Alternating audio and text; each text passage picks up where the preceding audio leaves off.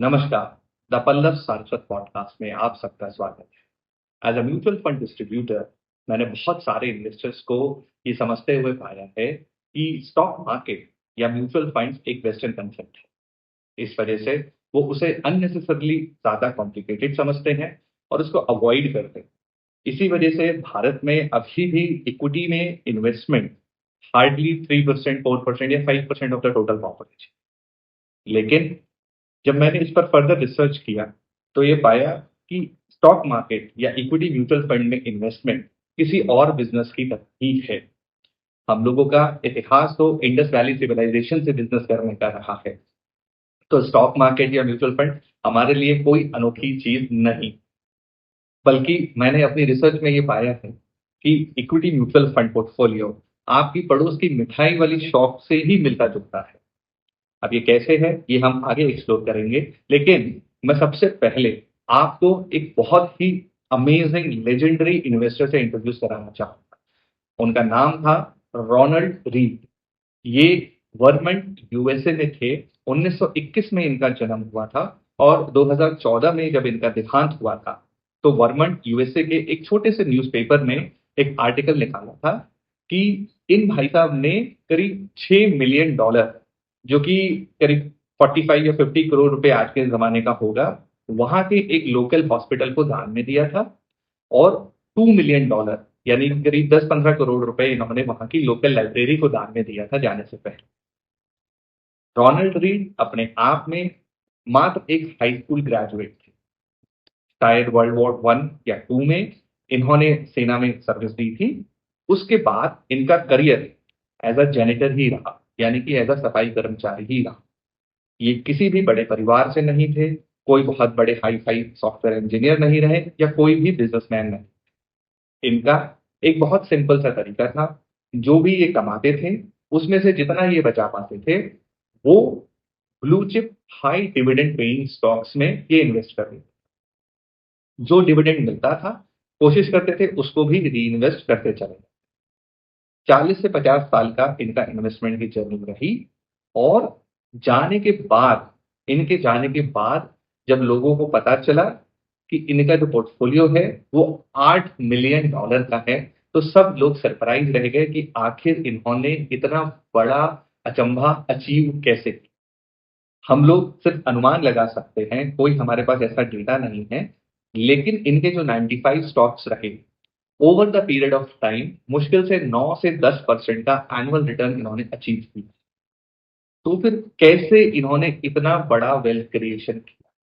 क्या इनका स्ट्रक्चर रहा, क्या इनका इन्वेस्टिंग माइंडसेट रहा होगा कि इतनी कम सैलरी के बाद भी करते करते करते करते ये आज के टर्म्स में ऑलमोस्ट 65 करोड़ रुपए की स्टॉक मार्केट से वेल्थ क्रिएट करके चले गए। जब रोनाल्ड रीड की इन्वेस्टमेंट स्ट्रैटेजी को एनालाइज किया तो उसमें पाया कि उनकी 3 मेन पॉलिसीज रही। पहला कंसिस्टेंसी, दूसरा पेशेंस और तीसरा सर्वाइवल ऑफ दिस पोर्टफोलियो। उन्होंने मेक श्योर किया कि जब तक वे जीवित रहे तब तक उनका पोर्टफोलियो सेफ रहे। रोनाल्ड रीड ने कभी भी हर्डिंग बिहेवियर को फॉलो नहीं किया। हर्डिंग बिहेवियर मतलब कि भेड़ चाल। जब बहुत सारे इन्वेस्टर एक दूसरे को देख के इन्वेस्ट करने लगते हैं तब उसको फाइनेंशियल टर्म्स में हर्डिंग बिहेवियर या भेड़ चाल कहा जाता है। हर्डिंग बिहेवियर पर आईएमएफ ने 2001 में बहुत ही शानदार पेपर निकाला था, जिसके की राइटर रहे mister Bhikhchandani and mister Sunil Sharma. इन लोगों ने इस चीज पर फोकस किया था कि हर्डिंग बिहेवियर का मार्केट पर क्या इम्पैक्ट पड़ता है। तो इन्होंने पाया था कि 3 मेन मोटिवेशन होते हैं जिसकी वजह से इन्वेस्टर्स हर्डिंग बिहेवियर को फॉलो करते हैं। Rational imitation becomes collective stupidity. सबसे पहला रीजन भीखचंदानी एंड शर्मा जी ने फाइंड किया था वो था इंफॉर्मेशन बेस्ड हर्डिंग। मतलब कि कहीं से भी जो इन्वेस्टर है वो इंफॉर्मेशन को कॉपी करने की कोशिश करते हैं। अगर वो किसी बड़े इन्वेस्टर को देखते हैं किसी भी स्टॉक में पैसा डालते हुए या पैसा निकालते हुए तो छोटे इन्वेस्टर उनके पीछे जाने की कोशिश करते हैं। इसका सबसे बड़ा एग्जाम्पल है आज के जमाने के एफआईआई बेस्ड इन्वेस्टर। जब कॉमन इन्वेस्टर या हमारे आपके जैसे इन्वेस्टर किसी भी स्टॉक में पैसा लगाने की कोशिश करते हैं तो ये जरूर चेक करते हैं कि एफआईआई ने उसमें पैसा लगाया है या नहीं लगाया। जबकि रियलिटी ये है कि बहुत सारे एफआईआई स्टॉक मार्केट में अच्छे से मार्क खाते हैं। हर कोई पैसा बना के घर नहीं लेके जा रहा है, लेकिन एफआईआई का किसी स्टॉक में होना हमको एक प्रकार का भरोसा देता है कि ओके, जब इतने बड़े लोगों ने पैसा लगाया है तो शायद ठीक ही किया होगा। सिमिलरली, जैसे मैं किसी बड़े इन्वेस्टर को फॉलो करता हूँ, फॉर एग्जाम्पल आशीष कचोलिया जी को, तो उनके मन में मान लीजिए कभी आया कि उनको बड़ा खेत खरीदना है, तो उन्होंने किसी भी स्टॉक से मान लीजिए 10 करोड़ या 20 करोड़ रुपए निकाल लिए। तो मुझ तक ये इंफॉर्मेशन कभी नहीं पहुंचेगी कि उन्होंने लैंड खरीदने के लिए 20 करोड़ रुपए निकाले। पर हाँ, मुझे ये इंफॉर्मेशन मिल जाएगी कि उन्होंने किसी स्टॉक से 20 करोड़ रुपए निकाले। उस इंफॉर्मेशन पर अगर मैं एक्ट करता हूं कि अगर कि उन्होंने भी वो स्टॉक बेचा है तो मैं भी बेचूंगा, और मुझे देखकर बहुत सारे इन्वेस्टर्स ये करते हैं कि हाँ ठीक है, इन्होंने बेचा है तो हम भी बेचेंगे, तो उसको इंफॉर्मेशन बेस्ड होल्डिंग कहते हैं। दूसरा मोटिवेशन होता है रेपुटेशन बेस्ड होल्डिंग का। कई बार लोग कहते हैं it's better to be wrong with everyone than to be right alone. मतलब कि अगर सारे लोग गलत हो रहे हैं तो हम भी अगर गलत हो गए तो चलो कोई बड़ी बात नहीं। फॉर एग्जाम्पल 2024 में बहुत सारे इन्वेस्टर्स एक दूसरे को देखकर पीएसयू या डिफेंस या रेलवे के स्टॉक्स के पीछे ही पड़ गए। अभी रिसेंटली बहुत ज्यादा सिल्वर में भी बुल रैली आ गई थी, और ये भी सुना गया था कि कुछ लोगों ने तो 20% प्रीमियम देकर भी फिजिकल मार्केट में सिल्वर खरीदी। ये इरैशनल इन्वेस्टर बिहेवियर, इसको ही हम होल्डिंग बिहेवियर या भेड़चाल बोलते हैं। होल्डिंग के पीछे तीसरा मोटिवेशन फैक्टर होता है बेंचमार्क या कॉम्पनसेशन का। ये मोटिवेशन जनरली पाया जाता है बड़े म्यूचुअल फंड के फंड मैनेजर्स में या बड़े इन्वेस्टर्स में, जिनका की कॉम्पनसेशन लिंक होता है बेंचमार्क से। बेंचमार्क मान लीजिए निफ्टी 50, तो अगर उनका परफॉर्मेंस निफ्टी 50 से कम रहा तो म्यूचुअल फंड के फंड मैनेजर्स को ये डर लगता है कि भाई मेरी रेटिंग 5 स्टार से 3 स्टार या 2 स्टार होगी, मेरी बोनस चला जाएगा या सैलरी चली जाएगी या फिर हो सकता है जॉब ही चली जाए। तो ये 3 कंडीशंस होती हैं या 3 मोटिवेशन होते हैं जिसमें कि इन्वेस्टर्स हर्डिंग बिहेवियर या भेड़चाल को फॉलो करते हैं। हर्डिंग बिहेवियर में बहुत सारे इन्वेस्टर्स एक ही एसेट को या तो चेज करते हैं या फिर पैनिक सेलिंग करते हैं। आईएमएफ ने अपने पेपर में ये बोला था कि हर्डिंग बिहेवियर मोटे तौर पर पूरे ही मार्केट में एक सिस्टमैटिक रिस्क पैदा कर सकता है और वोलेटिलिटी पैदा कर सकता है और किसी भी एसेट को मिस प्राइस कर सकता है। जो एसेट है, मान लीजिए हम गोल्ड, सिल्वर या किसी भी स्टॉक की हम बात करें, अगर बहुत सारे इन्वेस्टर उसको किसी भी वजह से चेज करेंगे तो फिर वो अनरियलिस्टिक लेवल पर पहुंच ही जाएगा। और कभी ना कभी ऐसा भी होता है कि जब वो उसको सेल करना चाहेंगे तो फिर उनको बायर्स मिलेंगे नहीं, तो सडनली उसमें प्राइस क्रैश भी देखा जाता है, जिसकी वजह से वोलेटिलिटी बहुत ज्यादा बढ़ जाती है। As a common investor, herding behaviour हमको 2 तरीके से परेशान करती है। पहला चीज, हर्डिंग बिहेवियर हमको देता है बोरोड कन्विक्शन। मतलब हमारा अपना तो ज्ञान नहीं होता है, लेकिन क्योंकि हम दूसरे को देखकर इन्वेस्ट कर रहे होते हैं तो उसको हम बोरोड कन्विक्शन कहते हैं। हर्डिंग बिहेवियर कॉमन इन्वेस्टर में इमोशनल एंग्जाइटी पैदा करता है, क्योंकि ये एक बोरोड कन्विक्शन पर आधारित इन्वेस्टमेंट होता है। हमको नहीं पता होता है कि कल ये हमारा एसेट कहाँ जाएगा, बहुत ऊपर जाएगा या नीचे जाएगा। इसकी वजह से हम बहुत परेशान होते हैं या फिर इस प्रकार का बिहेवियर आता है कि बार बार हम अपना पोर्टफोलियो चेक कर रहे हैं। दूसरा प्रॉब्लम कॉमन इन्वेस्टर को हर्डिंग बिहेवियर की वजह से जो होता है वो होता है मिसिंग ऑफ रियल अपॉर्चुनिटीज। क्योंकि हम दूसरों की देख कर इन्वेस्ट कर रहे हैं तो पता चलता है कि जो हमको बाय करना चाहिए उस अपॉर्चुनिटी की तरफ हम ध्यान ही नहीं देते हैं और वो हमारे हाथ से निकल जाता है। तो रोनाल्ड रीगन ने किसी भेड़चाल को फॉलो नहीं किया, वह पेशेंट रहे और कंसिस्टेंट रहे। सबसे बड़ी बात कि उन्होंने मेक श्योर किया कि उनका पोर्टफोलियो इतने लंबे समय तक सर्वाइव। इसी स्ट्रक्चर को मैंने अपने पड़ोस की मिठाई शॉप में नोट किया है। एक बहुत अमेजिंग सिमिलैरिटी आप देखेंगे कि एक मिठाई के बिजनेस में होती है और स्टॉक मार्केट में होती है। वो सिमिलैरिटी ये है कि एक स्टॉक मार्केट मात्र 200 दिन ऑपरेट करता है साल में, सैटरडे संडे या छुट्टी की वजह से वो क्लोज रहता है, और उन 200 दिन में भी hardly 20% of the days are trend defining days, जिसमें कि हम हाई वॉल्यूम और हाई मूवमेंट इन प्राइस देखते हैं। Whereas 70 to 80% of days in the stock market बहुत ही वो शांत रहता है, जिसको कि हम कंसोलिडेशन कहते हैं, जिसमें बहुत ज्यादा वॉल्यूम नहीं होता। अब इस चीज को अगर हम मिठाई की शॉप से कंपेयर करेंगे तो हम पाएंगे मिठाई की शॉप में भी 20 से 30 दिन ही साल के ऐसे होते हैं जिसमें कि उनकी बम्पर सेल होती है। आप चाहे दशहरा ले लीजिए, दिवाली ले लीजिए, ईद, क्रिसमस, ओणम, पोंगल या नवरात्रे, इसी प्रकार के कुछ दिन होते हैं, या फिर उनको शादी के टाइम पर कुछ बड़े ऑर्डर्स मिल जाएँगे, जिसमें कि वो एक बम्पर ऑर्डर उनको मिल सकता है। बाकी के दिन वो सिर्फ कंसिस्टेंटली अपनी शॉप को मैनेज कर रहे हैं। तो मिठाई के बिज़नेस से हम ये बहुत आराम से सीख सकते हैं कि हमारी जो एसआईपी है या हमारा स्टॉक या म्यूचुअल फंड का पोर्टफोलियो है, वो भी हमको साल 2 साल में कुछ ही ऐसे दिन होंगे जब वो हमको बहुत हाई-फाई रिटर्न्स देगा। बाकी के दिन हमारा काम है अपने पोर्टफोलियो को सर्वाइव करना। मैं आपको एक बहुत शानदार एग्ज़ाम्पल देता हूँ कि सन 1790 में इन 1790 जैन साहब ने दिल्ली में एक मिठाई की शॉप ओपन करी थी जिसका नाम था घंटे वाला हलवाई। वो शॉप शाह आलम 2 के ज़माने से स्टार्ट हुई थी और सन 2015 तक वो शॉप चली थी। यानी कि करीब 7 जनरेशन ने उस शॉप को सँभाला था।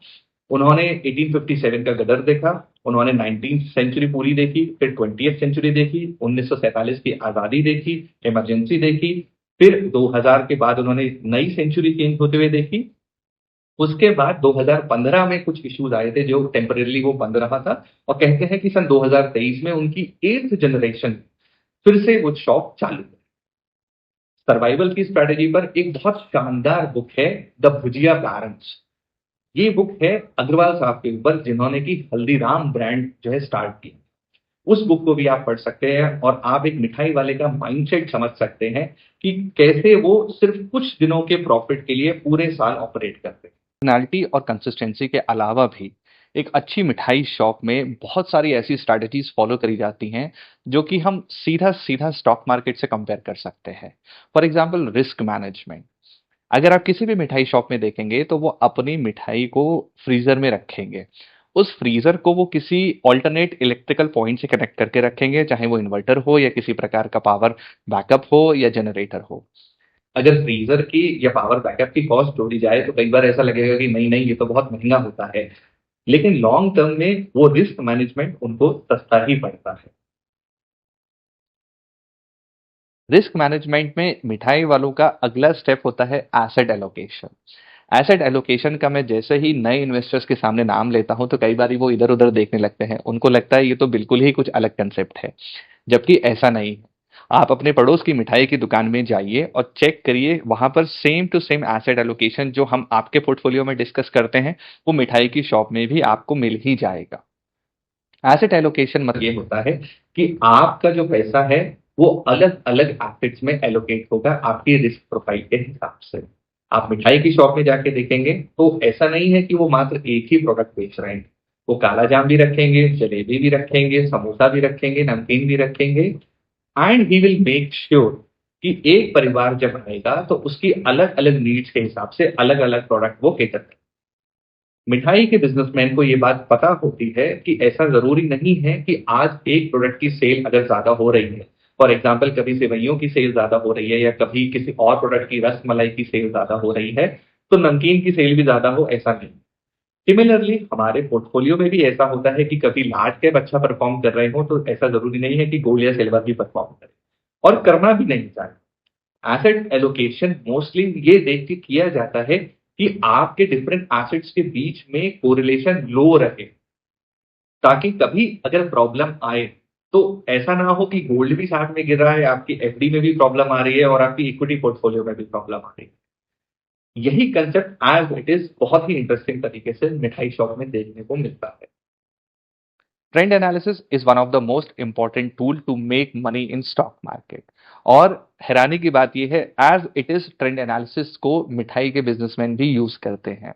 उनकी अपनी कमोडिटीज होती हैं, चाहे मिल्क प्रोडक्ट्स को ले लीजिए या फिर शुगर को ले लीजिए या किसी भी चीज को ले लीजिए, उसके हिसाब से वो अपने प्रोडक्ट का प्राइसिंग डिसाइड करते हैं। अगर उनको ऐसा लगता है कि आने वाले सीजन में शुगर की सप्लाई कम है, तो फिर वो शुगर को स्टोर करने की कोशिश करेंगे या फिर अपने प्रोडक्ट को वो इस तरीके से ऑर्गेनाइज करेंगे कि उनका मार्जिन मेंटेन रहे और जो उनका बेस्ट सेलिंग प्रोडक्ट है वो पब्लिक के लिए अवेलेबल रहे।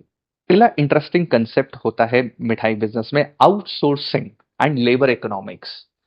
As a mutual fund distributor, मैं हमेशा ही आउटसोर्सिंग के फेवर में रहता हूं। मैं अपने इन्वेस्टर को हमेशा ही ये बात बोलूंगा कि आप डू इट योरसेल्फ या DIY इन्वेस्टर बन के अपना समय इस एक्टिविटी में देने के बजाय आप अपना समय अपनी फैमिली के साथ बिताइए, या फिर अपनी एफर्ट्स आप अपनी फील्ड में लगाइए। If you are a software engineer, आप उसमें अपना एफर्ट लगाइए, और आज अगर आप मैनेजर लेवल पे हैं तो कोशिश करिए सीनियर मैनेजर बने या AVP बने। यही कंसेप्ट एज इट इज मिठाई वाले अपने बिजनेस में लगाते हैं। ऐसा नहीं है कि हर मिठाई वाला सारी की सारी मिठाइयां खुद ही बना रहा है। आपने शायद ही किसी ओनर को देखा होगा कि वो खुद बैठ के लड्डू बना रहे हैं। वो बाकायदा लेबर रखते हैं, उसके अलावा कॉन्ट्रैक्चुअल लेबर भी रखते हैं, कि कुछ चीजें जो कि उनकी अपनी रेसिपीज होती हैं जो वो बाहर नहीं देना चाहते हैं, वो खुद बनाएंगे। बाकी मिठाई या नमकीन वो बाहर से आउटसोर्स करके मंगवा सकते हैं। इससे उनको ये भी फायदा होता है कि कभी दिवाली पर या ऐसे किसी ओकेजन पर उनको अगर लेबर की सप्लाई नहीं हो रही है, तो फिर वो बाहर से किसी भी कॉन्ट्रैक्ट बेसिस पर अपना माल मंगवा सकते हैं। मिठाई बनवाने के अलावा पैकेजिंग, मशीन्स, क्लीनलीनेस, अकाउंटिंग, बहुत सारी ऐसी चीजें होती हैं जो एक मिठाई शॉप आउटसोर्स करती है। अगर हम डायरेक्ट इन्वेस्टर्स को कंपेयर करें, तो एक बहुत ही सैड फिगर सामने आती है कि हार्डली 19 या 20% ऑफ डायरेक्ट इन्वेस्टर्स अपनी SIP को 5 साल चला पाते हैं।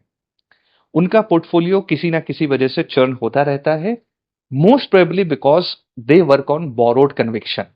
कई बारी मार्केट इस प्रकार से सडनली चेंज होता है, कभी ट्रंप की पॉलिसीज आ जाती हैं, कभी यूक्रेन वॉर वगैरह कुछ भी हो सकता है, जिसमें जो इन्वेस्टर खुद से अपने आप से इन्वेस्ट कर रहे हैं वो अपना कन्विक्शन मेंटेन नहीं कर पाते हैं। इसकी वजह से अननेसेसरली उनका पोर्टफोलियो में कंसिस्टेंसी और सर्वाइवल दोनों ही चीजें चली जाती हैं।